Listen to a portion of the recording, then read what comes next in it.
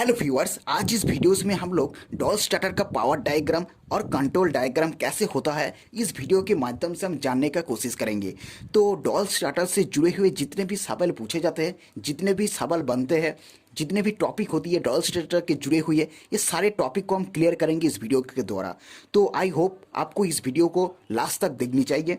जो doll starter से जुड़े हुए जितने भी सवाल पूछे जाते हैं आपको समझ में आ जाएगा। तो चलिए, तो डॉल स्टार्टर का बारे में जो सवाल पूछे जाते हैं कि डॉल स्टार्टर क्या है, डॉल स्टार्टर को हम लोग कितने एचपी के मोटर के लिए यूज़ करते हैं और डॉल स्टार्टर का कहाँ पे यूज़ की जाती है, इसका यूज़ करने के पीछे रीज़न क्या है, ये सारे टॉपिक को हम क्लियर करेंगे। तो देखिए, डॉल स्टार्टर क्या है। डॉल स्टार्टर एक तरह से स्टार्टर है जो कि हमको मोटर में यूज़ करते हैं।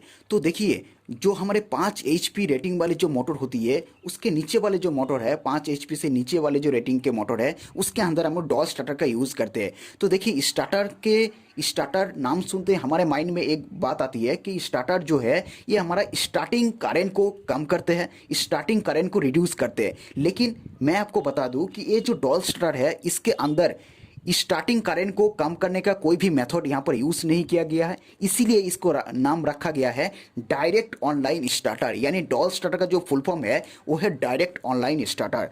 तो देखिए, डॉल स्टार्टर को हम लोग 5 एचपी से कम या फिर 5 एचपी वाले जो मोटर होती है नॉर्मली, इसके अंदर हम लोग इसको यूज़ करते हैं। लेकिन कहीं कहीं जगह पे कुछ स्पेसिफिक कंडीशन के लिए हम लोग, यानी जो 5 एचपी से ज़्यादा रेटिंग वाले जो मोटर होती है उसके अंदर भी इसको यूज़ किया जाता है। जैसे कि 7.5 एचपी वाले मोटर, 20 एचपी वाले मोटर, 40 एचपी वाले मोटर। लेकिन कुछ स्पेसिफिक कंडीशन के लिए, कुछ स्पेसिफिक फंक्शन के लिए ही यूज़ की जाती है। लेकिन नॉर्मली अगर बात करें तो नॉर्मली 5 एचपी से कम वाले जो मोटर होती है उसके अंदर डॉल स्टार्टर को यूज़ की जाती है। तो चलिए बात करते हैं आप इसका इस्तेमाल क्यों की जाती है, यूज़ करने का पीछे रीज़न क्या है। देखिए, डॉल स्टार्टर का यूज़ करने का पीछे एक रीज़न जो है, इसके ज़रिए हम लोग रिमोटली इसको ऑन अप कर सकते हैं। ये पहला पॉइंट है। दूसरा जो पॉइंट है, ये हमारा overload and short circuit protection भी प्रोवाइड कराती है।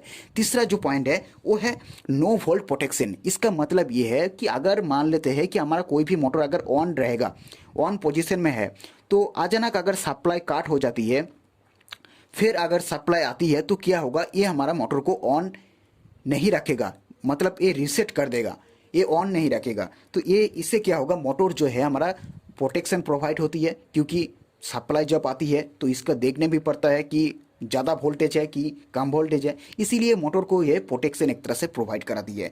चलिए बात करते हैं इसका सर्किट डायग्राम के बारे में। देखिए, सर्किट डायग्राम की अगर बात करें तो दो तरह का टाइप होती है। एक तो हमारा पावर सर्किट डायग्राम, दूसरा होती है कंट्रोल वायरिंग।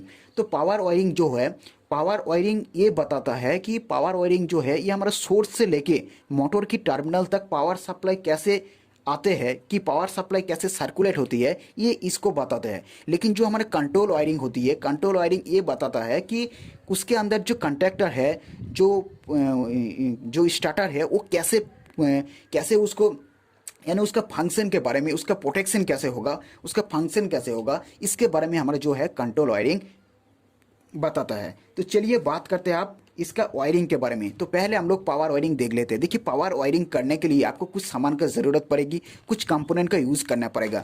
जैसे कि जो हमारा डॉल स्टार्टर है, इसको पावर वायरिंग करने के लिए हमें एक तो हमारा एमसीबी चाहिए। आप देख सकते हैं एमसीबी का जो स्टैंडर्ड सिंबल होती है एमसीबी होगा। दूसरा होगा हमारा कंडक्टर, तीसरा होगा हमारा ओवरलोड रिले, चौथा होगा हमारा मोटर की टर्मिनल। तो ये कुछ सामान का ज़रूरत पड़ेगी। तो चलिए देख लेते हैं कि पावर वायरिंग कैसे की जाती है। तो पावर वायरिंग देखिए, पहले हम लोग क्या करेंगे, जो आर वाई बी तीनों फेज है वो हमारा एमसीबी तक आएगा। एमसीबी से होते हुए हमारा यहाँ पर कंडक्टर के थ्रू आएगा। कंडक्टर से होते हुए हमारा ओवरलोड रिले, उससे से जो है हमारा मोटर की टर्मिनल पे आ जाएगा। तो इससे जो है ये जो डायग्राम है ये हमारा पावर वायरिंग का डायग्राम है। चलिए बात करते हैं आप कंट्रोल वायरिंग का। देखिए, कंट्रोल वायरिंग का ड्राइंग करने के लिए, कंट्रोल वायरिंग करने के लिए जो हमें सामान का ज़रूरत पड़ेगी उसका आपको सिंबल भी याद होनी चाहिए, सिंबल आपको कुछ पता होनी चाहिए। जैसे कि कोई कौन कौन कंपोनेंट का यूज़ करना पड़ेगा, पहले हम लोग दे लेते हैं। तो देखिए, जो हमारे कंट्रोल वायरिंग करने के लिए हमें एक स्टॉप पुश बटन चाहिए, आप देख सकते हैं स्टॉप पुश बटन। दूसरा है हमारे स्टार्ट पुश बटन चाहिए एक, और तीसरा जो है एक ओवरलोड रिले, उसका भी इस्तेमाल करना होगा। और चौथा जो है एक एमसीबी, और हमारा एक कंडक्टर।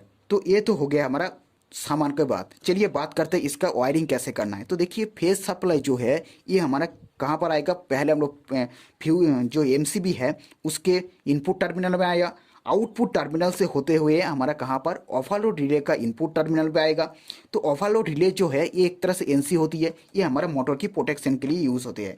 तो ओवरलोड रिले का जो आउटपुट टर्मिनल है उसी से हमारा जो स्टॉप पुश बटन का जो इनपुट में आएगा, इनपुट से होते हुए आउटपुट से निकलकर हमारा स्टार्ट पुश बटन का इनपुट में आएगा, और स्टार्ट पुश बटन का इनपुट से होते हुए जो कंटेक्टर का जो A1 कॉयल है, हमारा कंटेक्टर का जो 2 कॉयल होती है, एक ही कॉयल होती है, एक A1 टर्मिनल होती है, दूसरा A2।